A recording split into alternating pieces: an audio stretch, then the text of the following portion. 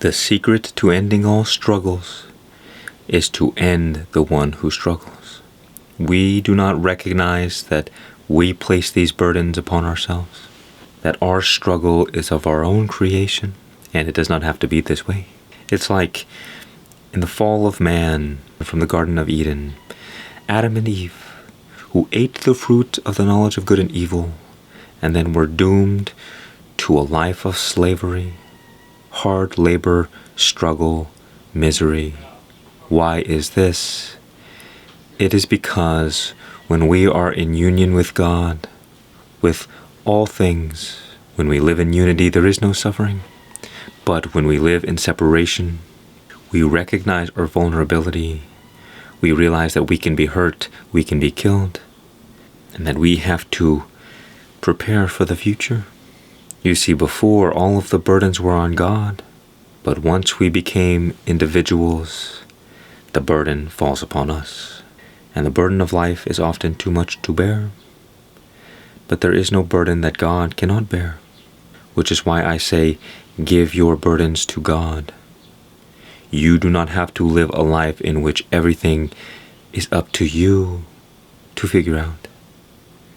In fact, that is the source of all your stress. You think that you have to make things happen, that you have to figure it out, that you have to solve all of these problems. And that is stressful, because we, in this human form, with this mind, we are so limited, and life can most certainly be overwhelming. But to the unlimited, what are these problems? They are nothing. What you will notice is that almost every time that you are stressed, it is because you are thinking about the future. You are thinking, how is the future going to unfold, and how will I unfold it in my favor? Or you may feel depressed because you are ruminating on the past, things that are outside of your control. Do you not see this madness? Do you not see the futility of thinking about the past and future? Because nothing can be done other than what is here now in this moment. And so you have two choices.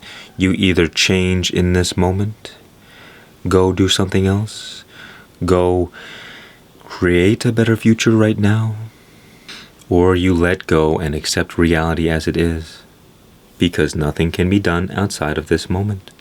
So what purpose is your worry and concern? Your worry and concern is only because you have placed your identity in separation, and therefore the full burden of life is placed upon you. And yet, if you surrender this burden by understanding that God has already provided all things, then there is no struggle, there is no burden, there is nothing but relief. And you can breathe freely because you are no longer carrying this big bag of rocks on your shoulders. This bag of rocks that has been crushing you and making you exhausted and causing all of this suffering. For what purpose? For what purpose does your worry and concern serve you? It serves no purpose but to destroy you, to keep your focus and attention on what is wrong with life. And yet the truth is that there is nothing wrong, but that we focus our attention in the wrong directions. But there is right and wrong in all things, and we get to choose where we place our attention. Do we place our attention on the idea that we have to figure everything out? Or do we place our attention on God? Do we place our attention on slavery or freedom, suffering or relief? And one must come to understand that there is no power in this world that enslaves you, but it is our own mind and our own beliefs, the stories that we tell ourselves that we are a slave to. And in this recognition, you realize that you are free to believe anything you want to believe, and that nobody ever said you had to believe a single thought that the mind tells you. And in this, you drop the fight. You stop going to war with yourself. And when you are not at war, you are at peace. And at any moment, you can stop this struggle. But you see, it is our attachments to our mind that keeps the game going. We keep feeding the stories and the belief, and that is why we have no relief. But in this moment now, who is that one who suffers? Who is the one who struggles?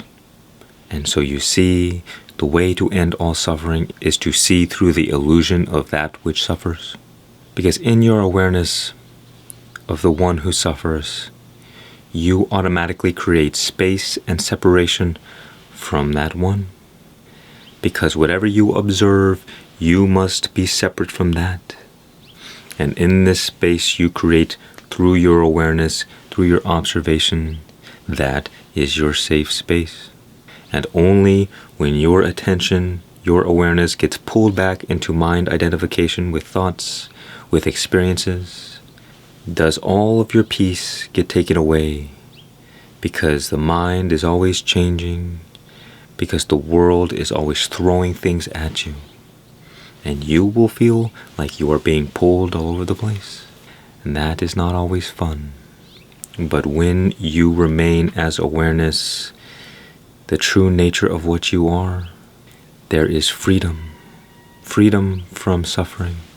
Freedom from the difficult experiences of the world. Freedom from negativity. And it's not that negativity doesn't still arise. It's not that problems don't still arise. It's that you are free from them. It is that the whole words no longer are even in your dictionary. Because you are no longer identified with the one who suffers. As I like to say, the one who suffers is like the one who stands underneath the storm, getting rained on and getting struck by lightning. But the one who is aware is like that flying in an airplane above the storm.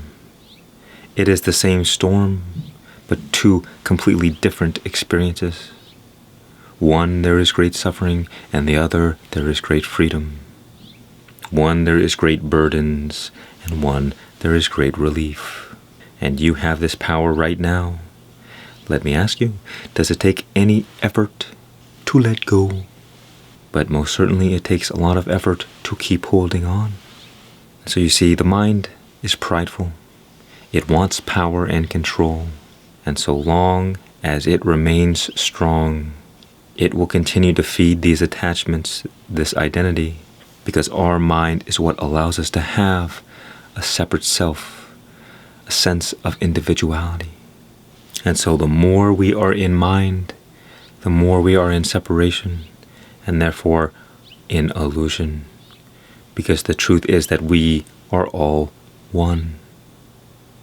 And if you realize firsthand that we are all one, then who has to carry a burden? There is no individual who has to carry a burden, or struggle, or suffer. And that is why you experience freedom. I say to you, throw your hands up and surrender. And say, I cannot take this anymore. I do not want to continue suffering like this. And cry out to God, and God will come to your aid and take your burdens from you. Only if you let them go. Only if you have had enough. Because not all are ready to give these things up. Not all are ready to sacrifice themselves. Because for many of us, ourselves, our identity, is the most valuable thing in our life. And that is why we suffer. Because we have placed ourselves above God.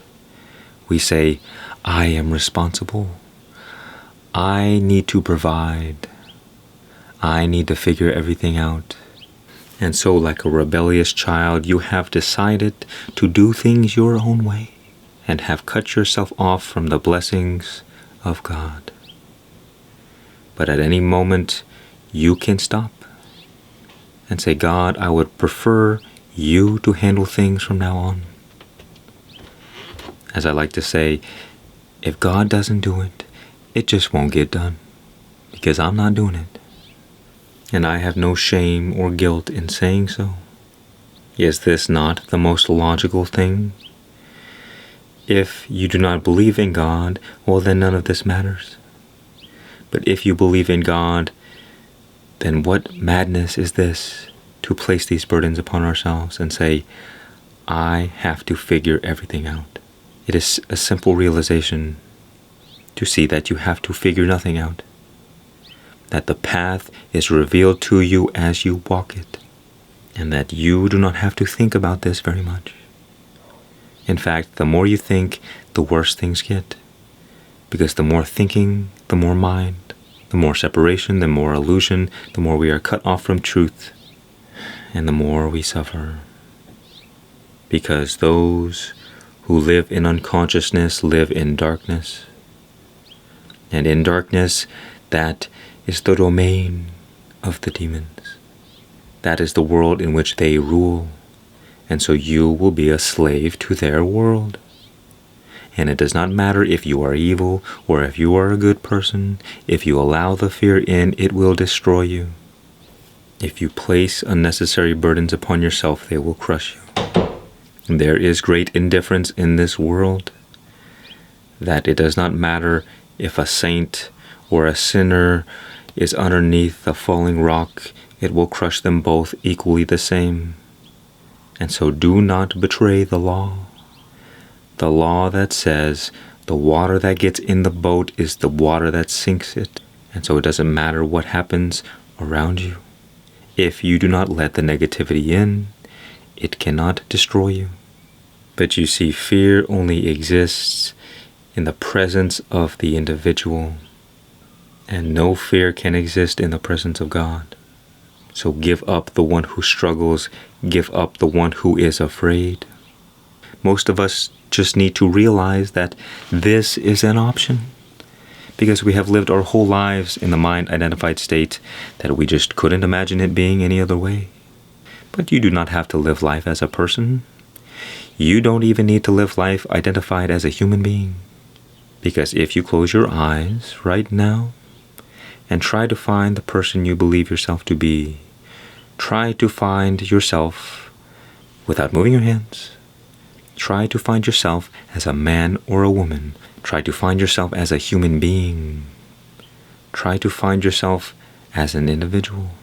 What is true here and now is beyond all these things.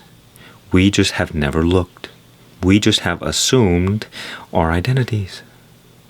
And in this assumption, we become a slave to the animal kingdom and to the dominion of darkness. All for nothing but a belief, an assumption that the way we see the world is the way the world is.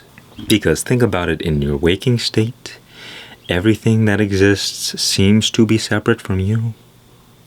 And only in this 21st century, when you look out in the universe, you see that all matter is but recycled star material. We're all made of the same stuff. The same atoms, the same protons, neutrons, and electrons. It's just the way they are formed and shaped. And so be free from the illusion of separation and enter into unity with all things. Return to the Garden of Eden, not as an unconscious animal, but as a higher spiritual being. Transcend the suffering of your physical nature. Let go of the struggles and be free from the burdens. Simply by choosing not to place these burdens upon yourself, but place them back on God, the way they were originally intended to be placed upon. And without these burdens, that is freedom.